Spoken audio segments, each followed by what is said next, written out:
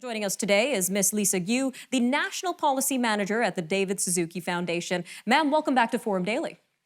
Good to be back with you. So firstly, can you guide our viewers through the major decisions or policies in the Glasgow Climate Pact? This was a very important 2-week global meeting of countries who have pledged to reduce greenhouse gas emissions, and at such a crucial moment for climate action. A main task, as you said in the intro, was to define the rules for international carbon markets.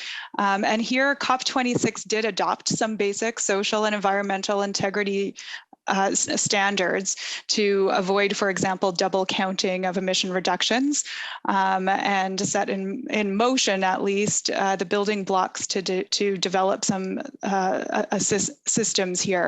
There was also, as you mentioned in the introduction, a focus on international climate financing. Here, unfortunately, developed countries still came up short.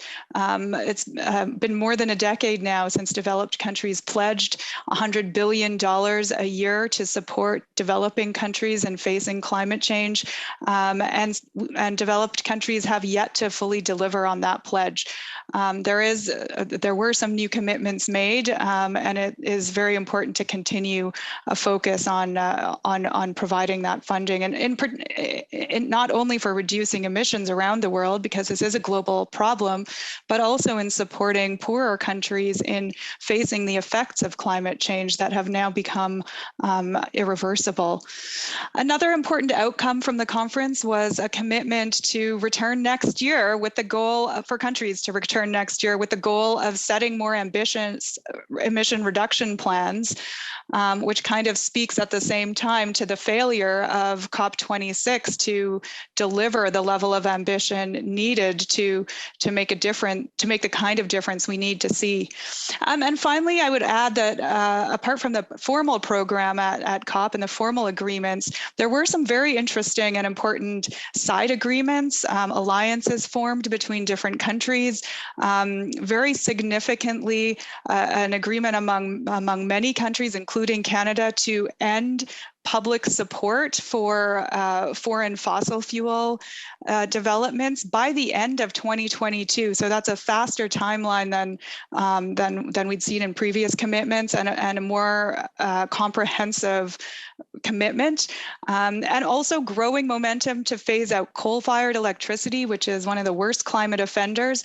And beyond that, a new international alliance called the Beyond Oil and Gas Alliance that a small number of countries have signed up for. Canada is not at that table, but Quebec, the province of Quebec, did sign on. And these, I would say, are the countries leading countries to really now talking about the need to phase out fossil fuels. Just over a minute left, ma'am, but I want to jump to the final text. We're seeing a lot of criticism around the text and the phrasing in this text. So phasing out coal was replaced with phasing down coal. So how exactly did COP26 address the issue of coal and fossil fuel subsidies overall?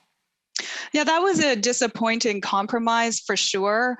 And, you know, I think on the whole, COP26 is widely recognized as a compromise and not going far enough. But if there's a silver lining, maybe it is that is widely recognized. And I think we're starting to see a bit of a turning point, perhaps, where the countries of the world are converging around the need to do more.